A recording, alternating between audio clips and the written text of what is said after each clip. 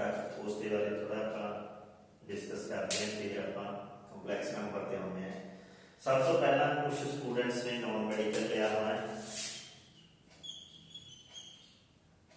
जब कुछ students arts with math कर रहे होने हैं। देखो मैथ सेम है सारे दे लिए, चाहे नॉन मेडिकल वाला स्टूडेंट है चाहे आर्ट्स वाला स्टूडेंट है, मैथ दोनों ही सेम वही अपने को है, जो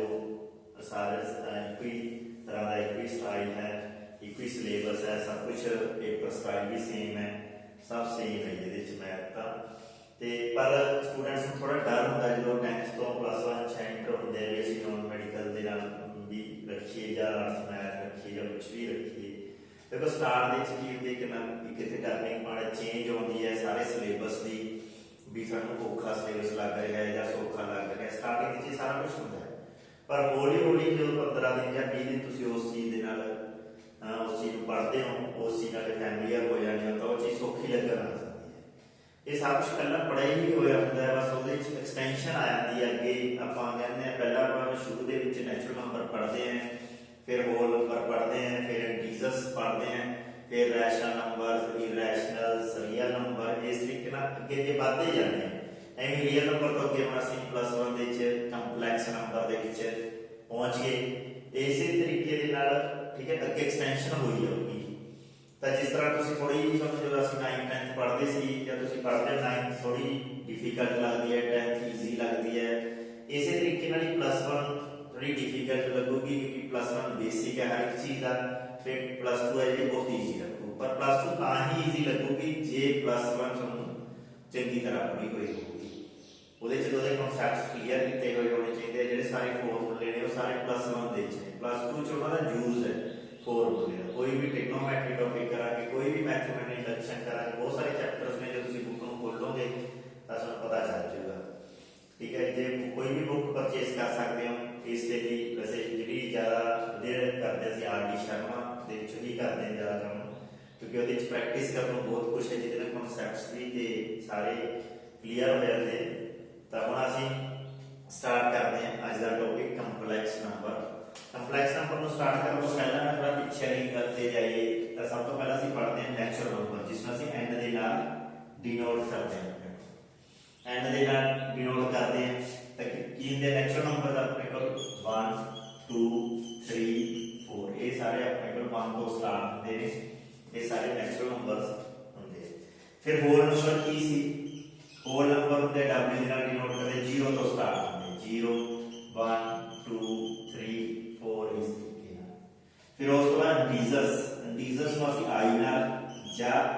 जेड के नाल डिनोट करते हैं, कई बुक्स आई नाल डिनोट करती हैं, कई बुक्स जेड के नाल डिनोट करते हैं। तो उस की होता है नेगेटिव नंबर्स आ जाते हैं -3 -2 -1 0 1 2 3 इस तरीके अपने को। फिर उस तो बाद अपने को रैशनल नंबर्स जिस तरह क्यू के नाल डिनोट करते हैं, ये है ही है जो चल रहा है ਉਹਦਾ ਵਿੱਚ है ही नहीं, ये सारे नेगेटिव 0 पॉजिटिव, ये बस फ्रैक्शंस आ जाते हैं 1/2, ठीक है 1 3/2, इस तरह फ्रैक्शंस आ जाते हैं। ये रैशनल नंबर ये वैसे आप बस इंट्रोडक्शन ही कर रहे हैं, कोई डीप नहीं जावांगे, ये पुराना टॉपिक है थोड़ा जो तुम तक पढ़िया। उस बाद अपने को एक रियल नंबर जो तुम 10th तक पढ़ते आ रहे 10th भी पढ़े होंगे रियल नंबर्स, ये सारा कुछ का है जो कुछ छोटे को दिख रहे हैं, ये कुछ का है वो जो नंबर जिनका स्क्वायर सोल्व नहीं तो भी नीचे आ जाते अपने को, ठीक है। उस तरीके square root 3 and this one negative positive सब कुछ होता है, ये रियल नंबर सब कुछ पढ़ाया गया सानू भी रियल जो सब कुछ है, ठीक है। तो अपने को ਉਹਦੇ ਵਿੱਚ ਆ ਰਹੀ ਇੱਕ ਸੈਟ ਹੁੰਦਾ ਹੈ ਜਿਹਨੂੰ ਬੋਲਦੇ ਇਰਰੈਸ਼ਨਲ ਨੰਬਰਸ ਆ एक्सेप्ट, ये माइनस का मतलब कि जो साइन में पाया except Q means rational number, बाकी रियल नंबर रैशनल नंबर को छड़ दिए गए अपने को। रैशनल नंबर ए सी रियल नंबर ए सी जो रैशनल नंबर हटा दो मतलब कि ये नंबर रह गया अपने को जिसका स्क्वायर रूट प्रॉपर्ली सॉल्व नहीं किया जा सकता, वो की आ गया अपने को इररैशनल नंबर, इररैशनल नंबर ये ठीक है। मतलब ਆਪਾਂ ਕਹਿ ਸਕਦੇ ਹਾਂ इसਨੂੰ ਸੈਟ ਥਿਉਰੀ ਅਸੀਂ ਟੌਪਿਕ ਕਰਾਂਗੇ ਇਹਦੇ ਵਿੱਚ ਹੀ +1 ਦੇ ਵਿੱਚ ਨੈਚੁਰਲ ਦਾ ਸਭ ਤੋਂ ਛੋਟਾ ਸੈਟ ਹੈ ਉਸ ਤੋਂ ਵੱਡਾ ਸੈਟ ਹੋ ਗਿਆ ਹੋਲ ਨੰਬਰ ਇਹਨੂੰ ਬੋਲਦੇ ਆ ਐਨੀ ਸਬਸੈਟ ਆਫ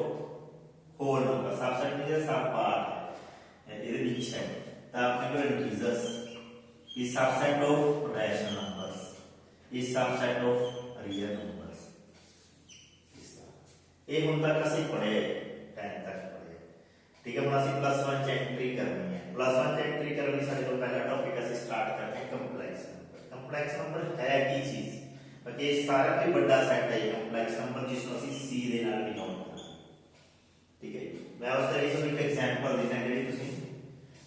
पढ़ी नहीं है बाकी पढ़ाई गई नहीं है तो थोड़ा बस दसिया गया मैं उसके बारे जिस तरह ये अपने इक्वेशन है क्वाड्रेटिक इक्वेशन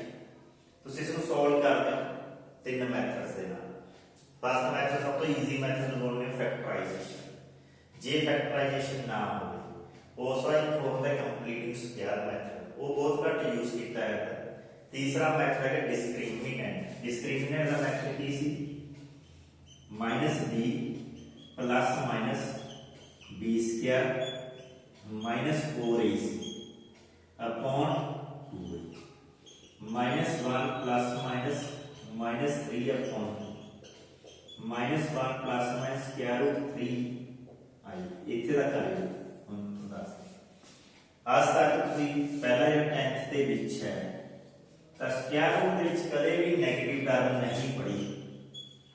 स्क्वायर रूट ਦੇ 네ਗੇਟਿਵ ਟਰਮ नहीं पढ़ी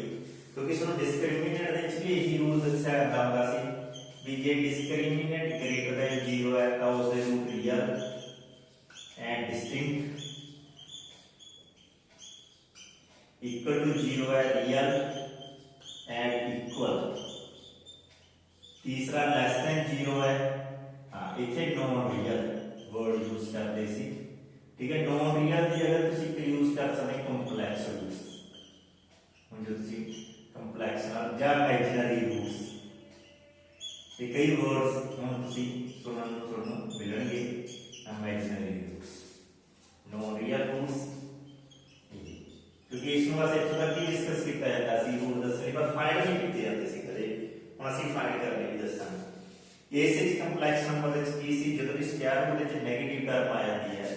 मतलब यदि इन्वेंशन की गई स्क्वायर रूट ਦੇ -1 ਇੱਕ ਨਵਾਂ ਨਾਮ ਦਿੱਤਾ ਗਿਆ i ਨੂੰ ਬੋਲਦੇ ਕੀ ਅਸੀਂ ਆਇਟਾ iota ਇਹਨੂੰ ਪ੍ਰੋਨਾਂਸ ਕਰਦੇ ਆਇਟਾ iota ਆਇਟਾ ਦੇ ਨਾਲ ਬੋਲਦੇ ਆ ਮਗਰ ਸਾਇੰਟਿਸਟ ਨੇ ਕਿਹਾ ਇਹਦਾ ਸਾਇੰਟਿਸਟ यूलर ਸੀ ਸਾਇੰਟਿਸਟ ਵੈਸੇ ਤੁਸੀਂ ਕੀ ਲੈਣਾ ਜਿਸਨੇ ਇਸ ਇਨਵੈਂਸ਼ਨ ਕੀਤੀ ਸੀ ਉਸਨੇ ਕਿਹਾ ਜਿੱਥੇ ਤੁਸੀਂ ਆ ਚੀਜ਼ ਦੇਖੋਗੇ स्क्वायर रूट ਦੇ -1 ਉਸ ਦਾ ਨਾਮ ਆਇਟਾ ਜਿਵੇਂ ਇੱਥੇ ਐਪਸੀਟੋ ਦੇਖੋ स्क्वायर रूट of -3 ਆਇਆ ਤੇ ਇਸ ਨੂੰ ਕੀ ਲਿਖ ਲਿਆ स्क्वायर रूट 3 ਦਾ as it is minus square root ਨੂੰ ਕੀ ਲਿਖ ਲਿਆ ਆਇਟਾ ਮਤਲਬ ਹੁਣ ਜਿਹੜਾ ਇਹ ਆਨਸਰ ਆ ਗਿਆ ਇਹ ਆਨਸਰ ਕੀ ਆ ਗਿਆ स्क्वायर रूट 3 ਆਇਟਾ ਜਿੱਥੇ ਆਇਟਾ ਆ ਗਿਆ ਇਸ ਨੂੰ ਕੀ ਰੱਖਿਆ ਗਿਆ ਨਾਮ ਕੰਪਲੈਕਸ ਨੰਬਰ ਤੇ ਕੰਪਲੈਕਸ ਨੰਬਰ ਸਾਡਾ ਇਨਵੈਂਸ਼ਨ तो स्टार्ट हो गया कंप्लेक्स नंबर की हो गया डेफिनेशन की होगी कंप्लेक्स नंबर की डेफिनेशन की बन गई मल्टीपल ऑफ आइटा जिथे भी आइटा का मल्टीपल मिल गया तो उसका नाम की रखता सी कंप्लेक्स नंबर भाई कंप्लेक्स नंबर रियल नंबर तो बाद सब तो बड़ा सेट है रियल नंबर भी सबसेट होता है कंप्लेक्स नंबर वो सब थोड़े टाइम से दस देंगे की चीज है उसके लिए ਅਸੀਂ ਕੀ ਕਰਦੇ ਹਾਂ ਸੁਣੋ ਪਹਿਲਾਂ ਸਭ ਤੋਂ ਪਹਿਲਾਂ ਕੰਪਲੈਕਸ ਨੰਬਰ ਦੀ ਬੇਸਿਕ ਨੋਟੇਸ਼ਨ ਦੱਸਦੇ ਹਾਂ ਕੰਪਲੈਕਸ ਨੰबर ਦਾ ਸਿੰਬਲ ਹੈ ਜੋ ਜ਼ਿਆਦਾ ਯੂਜ਼ ਕਰਦੇ ਹਾਂ ਉਸ z ਉਸ ਨੰਬਰ ਨੂੰ ਲਿਖਦੇ ਹਾਂ z x i ਇਹ ਕੰਪਲੈਕਸ ਨੰਬਰ ਲਿਖਦੇ ਹਾਂ ਇਹਦੀ ਸਿੰਪਲੈਸਟ ਫਾਰਮ ਕਹਿੰਦੇ ਇਸ ਨੂੰ ਸਿੰਪਲੈਸਟ ਫਾਰਮ ਕੀ ਕਹਿੰਦੇ ਇੱਕ ਤਾਂ ਇਹਦੇ ਚ ਰੀਅਲ ਪਾਰਟ ਹੈ ਇਸ ਨੂੰ ਬੋਲਦੇ ਆ ਰੀਅਲ ਪਾਰਟ ਜਿਹਦੇ ਨਾਲ ਆਇਟਾ ਨਹੀਂ ਲੱਗਿਆ ਜਿਹਦੇ ਨਾਲ ਆਇਟਾ ਲੱਗਿਆ ਹੈ ਆਇਟਾ ਨੂੰ ਛੱਡ ਕੇ ਬਾਕੀ ਨੂੰ ਬੋਲਦੇ ਆ ਇਮੇਜਿਨਰੀ ਪਾਰਟ ਇਸ ਨੂੰ ਬੋਲਦੇ ਆ ਇਮੇਜਿਨਰੀ ਪਾਰਟ ਬਾਕੀ ਇਮੇਜਿਨਰੀ ਸਿਰਫ ਇਮੇਜਿਨੇਸ਼ਨ ਹੀ ਕੀਤੀ ਗਈ ਹੈ ਜਿਹਦਾ ਨਾਮ ਆਇਟਾ ਰੱਖ ਲਓ ਤਾਂ ਉਹ ਇਮੇਜਿਨਰੀ ਨੰਬਰ ਹੋਣ ਲੱਗ ਜਾਂਦਾ ਤਾਂ y ਕੀ ਹੋ ਗਿਆ ਇਮੇਜਿਨਰੀ ਨੰਬਰ ਹੋ पार